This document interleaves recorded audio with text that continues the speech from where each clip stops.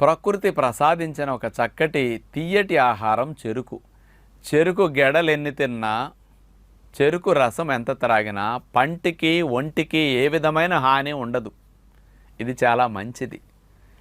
కానీ చెరుకుని 6 గంటలు మరిగిస్తే బెల్లం కింద గడ్డగడుతుంది. బెల్లము దోషం అక్కడ. చెరుకుని 17 గంటల ప్రాసెస్ చేస్తే పంచదార బస్తా బయటకు వస్తుంది. 17 గంటల ప్రాసెస్లో మనకి హాని జరుగుతూ ఉంటుంది. కాబట్టి బెల్లము వేరు, పంచదార వేరు. అలా నష్టం వాటికి వస్తున్నదని చెరుకుకు వస్తుంది అనుకోకండి. చెరుకు ప్రకృతి ఇచ్చింది, పంచదార బెల్లం మనం తయారు చేసింది. మన హస్తం పడిందా అది నాశనం.